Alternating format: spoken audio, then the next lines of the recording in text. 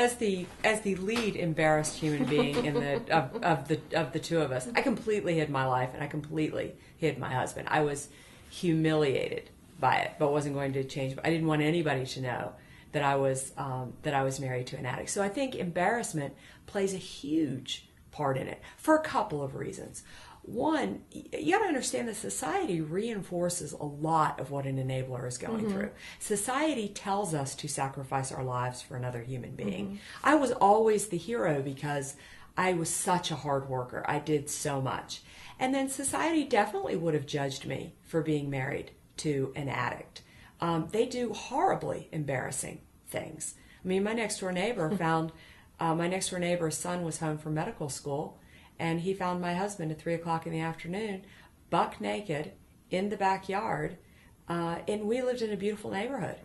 And, it was the first time my neighbor technically had to face me and say something about it, and you're horribly embarrassed.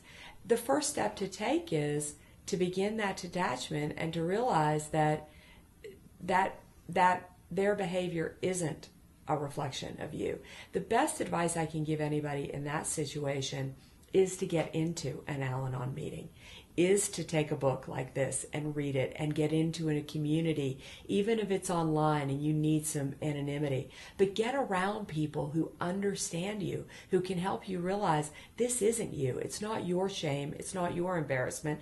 Quite frankly, it's not even theirs. They have a problem. Yeah. They have a disease that our society isn't set up to help or to support. I took my husband to my sister and I had him arrested actually and taken him to the emergency. That's the only way to get them committed is you have to get them arrested. Exactly. My husband was 6'3" and down to 140 pounds with I forget what his alcohol level was at that point, but it was huge.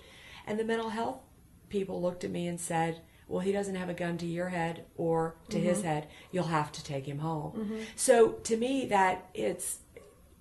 I completely can relate to the embarrassment and the humiliation. But society, we're not set up to support or help with it. So you need to get around people who will support you and not judge you so that you can build your confidence for when you're around people that will. Because people will. The flip side of that is that there's not a person out there that doesn't have an alcoholic or an addict in their family. I mean, everywhere we go, people come up and then they start to whisper, well, actually my daughter, or actually my husband, or actually my Uncle Joe, And so it's a very common problem. 23 million people suffer from addiction. 10% of those people actually even get any kind of help. So you're not alone. And, our thing is we just say it out loud, obviously. And we've said it out loud through the book. I mean, so many people say, how did you do it? How brave? I mean, after 6 addicts in your family doesn't feel brave anymore at all. It just feels like something that needs to be done.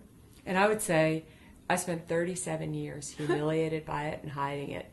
The moment I let the cat out of the bag, my life got better by leaps and bounds.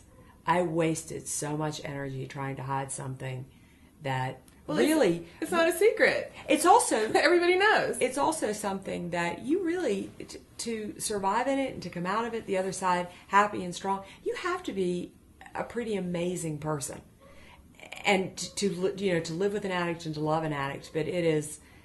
But once you let the cat out of the bag, I think that's such a great point. It's a widespread problem. People connect to you, and it is. And what they're it thankful. Is. They're thankful. They're grateful. They're thankful that you stand up there and say that. And we have lives and husbands, and I have a child, and everybody's happy right now. And yes, yeah, so it's survivable. Made it out the other side. Yay.